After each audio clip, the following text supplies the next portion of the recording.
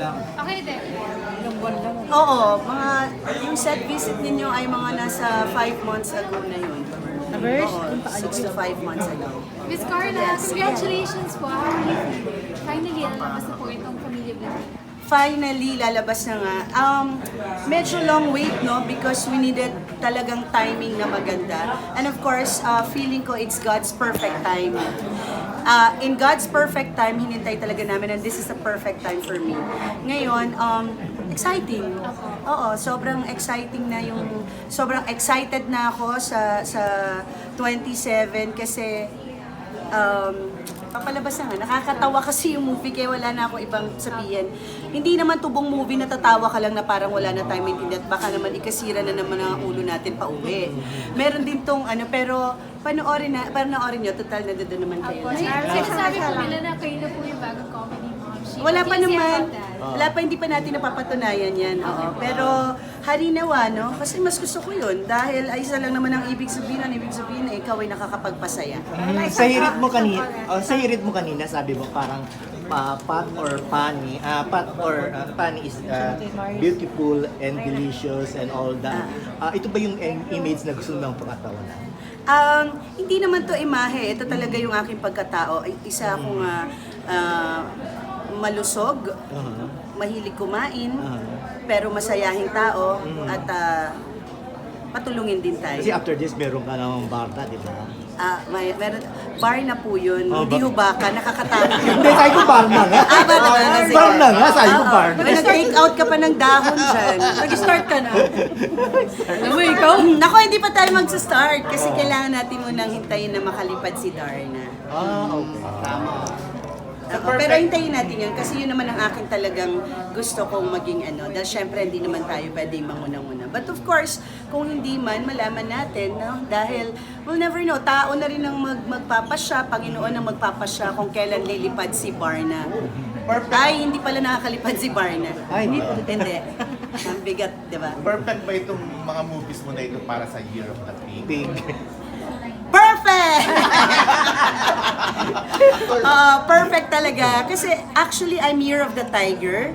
Pero si Daniel is Year of the Pig. So, yes! Alam mo yan. Alay Alam mo sila. yan, Pilar, ang mga traidura nung araw. Tapos tayo ang secret friend. Hindi, wala.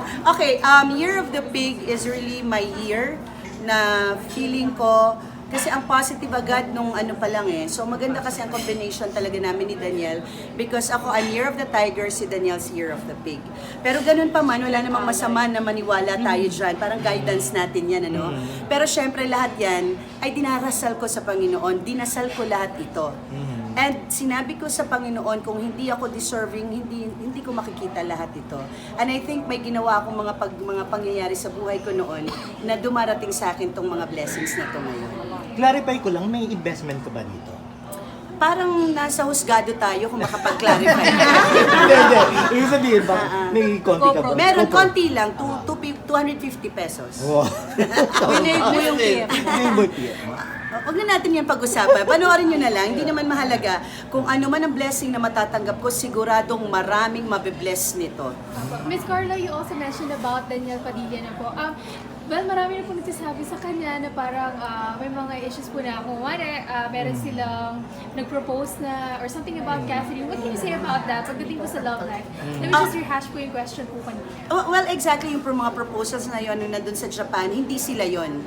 So, nag-assume lang tayo, yung mga nakapanood. And actually, hindi naman talagang big deal yun. May mga bagay na seryoso na mangyayari sa anak ko pagdating ng panahon and ako ang unang makakaalam nun. Pero okay na po talaga kay Catherine? Yes, of course. I never had any issues with Catherine. Alam niya yan, sa family niya. So, I'm good with dun sa relationship nilang dalawa ni Daniel because nakita ko naman ang anak ko ay nag-mature and then actually silang dalawa pareho silang naghilahan paakyat.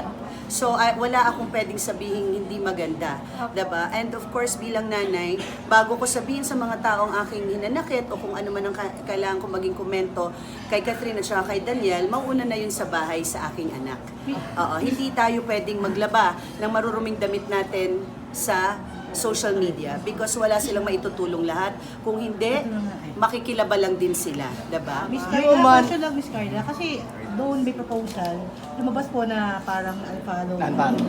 Si Catherine, Okay. klaro naman. What is your action that you will Ano ba kakaalam niyo? Wala, natawa lang ako. These things really happen sa mga magkakarelasyon. And maganda naman doon, na-explain naman ni Catherine na of course, it wasn't Danielle ang nag-unfollow or diba? Parang ganon. So, si Catherine yun. And then the rest, kami, natawanan lang kami. Tawanan lang kami. Hindi masyadong big deal yung mga bagay na yan. And then, kung ano man yung, hindi naman niya daw sinasadya, diba? She was saying. But of course, wag na tayo manghimasok doon. Hayaan na natin sila sa mga ganun-ganun nila, diba? Basta ang importante, ang anak ko ay nagde-deliver ng maayos sa buhay pag-ibig, sa buhay sa pamilya niya, at lalong-lalo na sa kanyang buhay sa trabaho. Diba? Segue na po ako dun po sa sinabi niyo rin po kanina about comedians po na iba. Working with them po, thoughts po on that? Like, makasama po iba pa pong comedians. Kung gusto nila, kung gusto nila na after this Familia Blandina na magtrabaho kami together ng iba pa mga comedians, ako, Sino po ang ang riot nun, tatry ko si Vice kung okay sa akin. Hindi. Naiisip mo na bang maging lola? Ah, Naiisip mo na ba? hindi. Ang nanay pa lang. Ako actually kasi, anda naman, actually lola na ako kasi mga iba kong pamangkin may mga anak na. So, oo, wala namang, sa sarili kong anak, hindi ko masabi kung naiisip ko na o hindi, pero ngayon ay mga nasa tamang edad naman sila. Ang importante sa akin, handa na ba sila? Handa na ba kayo? Ay. Nakakandidato si Omeng. Kung suportahan ba yung kandidatura niya? Huwag na tayo sa politika muna, ha? Ay, Miss Carla, Ikaw muna tayo, mama. Pero for the record, of course, 100% ang support namin kay Romel Padilla. Daniel, yes, question. Lalo na si DJ. Ano to? Si DJ, are they allowed to? Just for yung daddy niya, okay, pwede, sa immediate family. Pero pag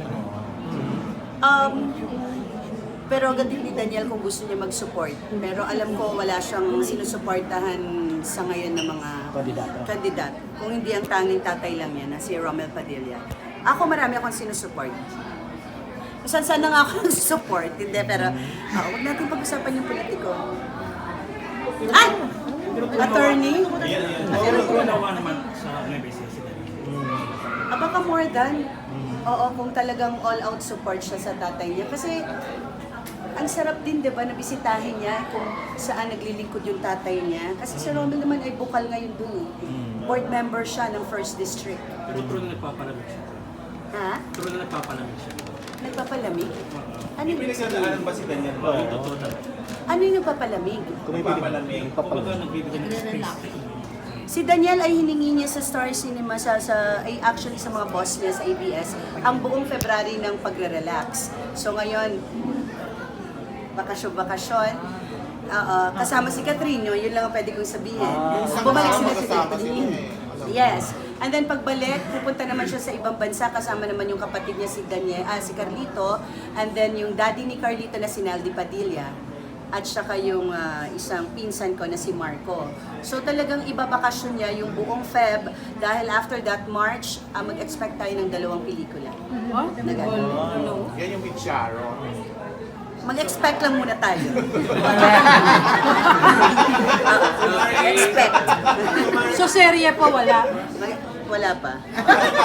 So malinaw na, for the record, hindi sila breaking ka. No, Walang pull off. walang ganon. For the record, walang ganyan. Oo. Hayaan na natin yung mga nag-iisip na ganyan. Yung LDR mo nga na, kumbaga, Yak! Kuya Jerry, wag na yan! Parang so parang tuyot ka. Ay, Mukha ba? Nireklamo pa ba natin yan? Naka-4 na akong anak? Ano pa ba? Valentine's Day pa naman. Ay, wala na. You know, nung kilala niyo ako, I was only 16. Yeah.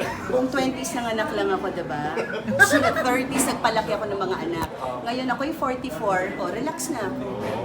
Tapos na, wala na tayong, eto na yung time na ibalik ko at ipakita talaga kung sino talaga ako. Bigyan mo sila ng camera, tanungin mo yan kung sino ako nung araw. Alam nila, okay? Wala na kayo natanong. Thank you very